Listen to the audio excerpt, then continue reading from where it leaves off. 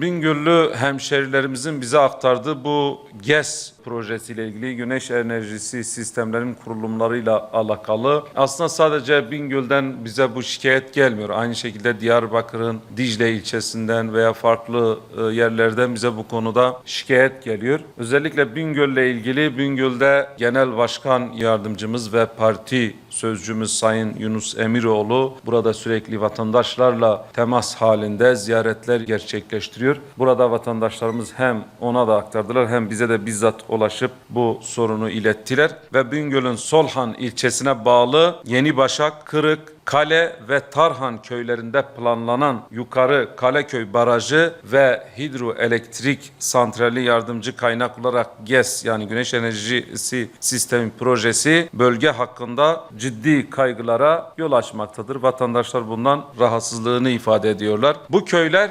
1990'lı yıllarda terör nedeniyle zorunlu göç yaşamış, daha sonra baraj ve HES projeleri sebebiyle tarım arazilerinin ve meralarının önemli bir bölümünü kaybetmiştir. Vatandaşlarımızı yeniden köylerine dönmeye teşvik etmemiz gereken bir dönemde üretim ve hayat alanlarını daraltacak yeni bir projenin dayatılması doğru değildir. Böyle bir uygulama yeni bir göç dalgasını tetikleyebilir. Bölgenin temel geçim kaynakları tarım, hayvancılık ve arıcılıktır. Mera ve tarım alanlarının daraltılması kırsal üretimi zayıflatacak, gıda güvenliğini olumsuz etkileyecek ve bölgesel kalkınmaya zarar verecektir. Türkiye'nin gıda güvenliğini sağlayabilmesi için tarım arazilerinin ve meraların korunması zorunludur. Bölge halkı enerji yatırımlarına ve Türkiye'nin enerji bağımsızlığı hedefine karşı değildir. Ancak bugünün enerji ihtiyacı uğruna yarının toprağının, yeşil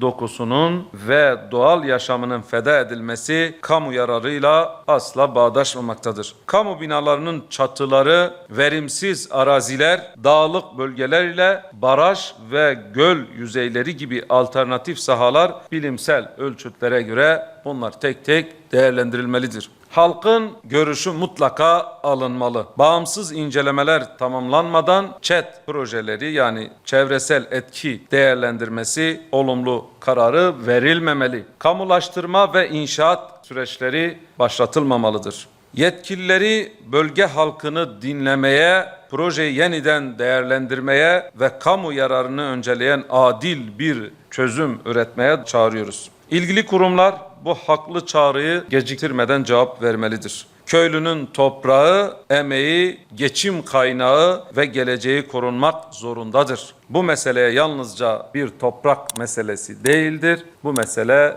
bir gelecek meselesidir.